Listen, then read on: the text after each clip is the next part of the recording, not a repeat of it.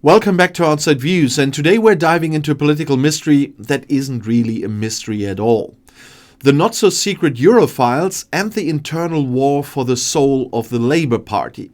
And my personal view is that we are witnessing the inevitable collapse of the Make Brexit Work slogan because you simply cannot polish a disaster of this magnitude.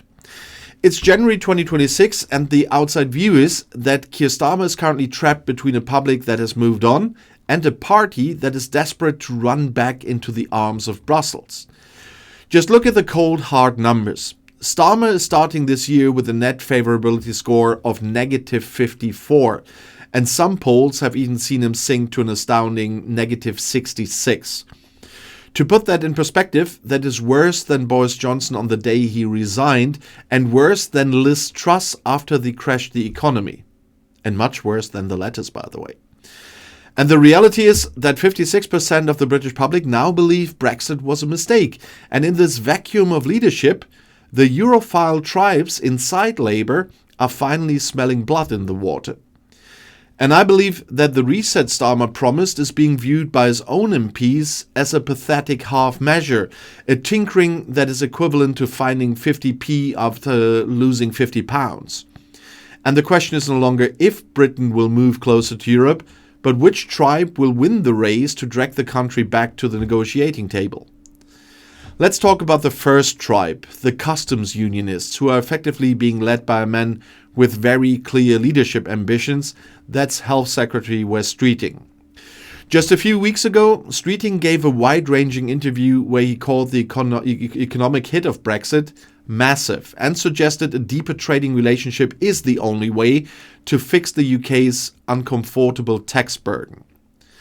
While he diplomatically ducks questions about replacing Starmer, my view is that he's setting out a stall that appeals directly to the Labour base. Remember, 80% of people who voted Labour at the last election want the government to negotiate a customs union deal. And last month we even saw 13 Labour MPs defy the party line to back a Liberal Democrat bill that would force the government to start those negotiations. And I believe figures like David Lammy are also playing a double game, saying a customs union isn't currently policy, which is political code for wait until the polls drop another 5 points. But Starmer is terrified of this route because it would mean ripping up the tiny trade deals he's already signed with the US and India. And my personal view is that Starmer is clinging to these symbolic deals like a drowning man to a toothpick, while the rest of his cabinet wants to jump back on the European cruise ship. And then we have the single marketeers, which ironically includes the Prime Minister himself, even if he won't use the R word. Rejoin, although I would call it join a second time. Starmer recently told the BBC that the UK is better looking to the single market rather than the customs union for further alignment. And this is a massive shift in rhetoric and is being backed up by a huge piece of legislation due to this summer, the Dynamic Alignment Bill. And my view is that this bill is indeed a vassalage charter by another name. It will allow the UK to automatically adopt new EU laws on food, on animal welfare and carbon trading without having any vote on them. And the outside view is that the government is trying to boil the frog.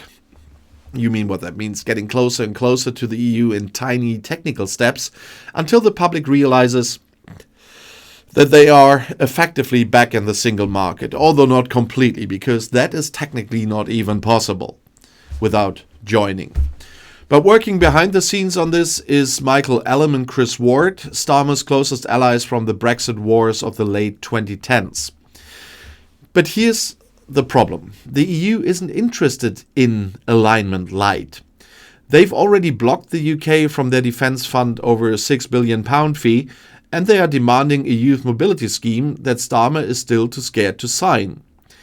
And I believe that the single market tribe is trying to have their cake and eat it, but they are finding out that Brussels doesn't serve desserts to non-members. But for some, even the single market alignment isn't enough. Enter the Swiss bankers tribe, led by people like Stella Creasy and the Labour Movement for Europe. They are pushing for a full Swiss-style arrangement that would give the UK deep access to certain sectors of the economy. My personal view is that this is the most honest camp, but also the most politically dangerous, because it explicitly means bringing back freedom of movement, like one of those. And Stella Creasy has been clear. She wants this in the 2029 manifesto to give businesses the certainty they need to invest. And she claims to have around 150 MPs as members of her pro-Europe group, which is a massive chunk of the parliamentary party. And then you have the big city mayors, Andy Burnham and Sadiq Khan, who have both openly said they want to see the UK rejoin the EU in the medium to the long term. And the outside view is that these heavyweights are positioning themselves for the post-Starmer era, knowing that the youth vote is almost 100% pro-European. There's just one big problem. I believe that the 2029 election will be a re-entry election in all but name, and Starmer's red lines are already looking like historical artifacts. But the Swiss bankers are very wrong in one place. The EU is not happy with the Swiss deals that are in place. They don't want that even with the Swiss. They are trying to change that.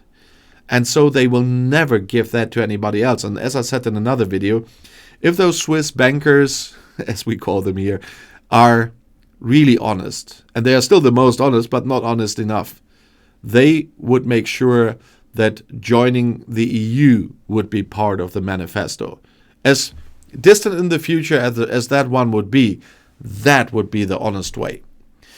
But we also have to look at the issues-led MEPs, the people who see the damage of Brexit every day in their constituencies. You have the military tribe, MPs like Calvin Bailey and Alex Baker, who are furious that the UK opted out of the European security framework. And then you have the rural tribe like Steve Witherden, who points out that 75% of Welsh food exports go straight to the EU and are being strangled by red tape.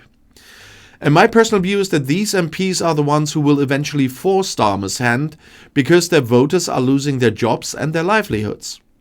And let's not forget the Erasmus tribe, who finally got a breakthrough for students at the end of last year, but are now demanding a full youth mobility scheme for everyone under 30. And the polling shows that these schemes are incredibly popular across the country, but the government is paralyzed by the fear of Nigel Farage and the Brexit betrayal narrative. I believe that Farage is a paper tiger this year. He has moved on to other issues, and the regret in the UK is now so deep that the betrayal argument no longer carries the same weight. And of course, there is a small shrinking tribe of blue Labour holdouts who are still terrified of the red wall voters. People like Dan Carden and Jonathan Brash argue that any move toward the single market is living in cloud cuckoo land. They are the only ones left who still talk about the instruction from the EU and the loss of sovereignty. But my view is that this group is down to maybe 20 or 30 MPs. That's a tiny fraction of the party. And even the Tony Blair Institute is now writing papers in French and German to try and to shape EU policy from the outside, which is the ultimate admission that being outside isn't working. But the outside view is that the Lexiteers and the blue Labour skeptics are fighting a rearguard action for a vision of Britain that has already been proven to fail. When only 31% of people think Brexit was a good idea, standing up for it isn't defending the will of the people, it's defending a historical mistake. So in conclusion, the not-so-secret Europhiles are no longer hiding in the shadows of the Labour Party. They are in the cabinet, they are in the mayor's offices, and they are writing the bills that will govern the UK for the next decade, or at least until 2029. Keir Starmer's popularity is in free fall precisely because he's trying to defend a middle ground that no longer exists. And my personal view is that the blood bond Starmer talks about with Europe will eventually have to become a trade bond and a legal bond if the UK wants to avoid total economic irrelevance. The year of the reset has shown that the EU isn't interested in friendship. They want rules and they want alignment. And as we look toward the rest of 2026 and the local elections in May, the pressure on Starmer will become unbearable. I believe that by the time we reach the 2029 manifesto, the tribes will have won, and the UK will be on a fast track to rejoining a customs union, if not the EU itself. And the secret is out. Labour is a European party again, and they are just waiting for the right moment to admit it to the voters, even if Starmer doesn't want to show that.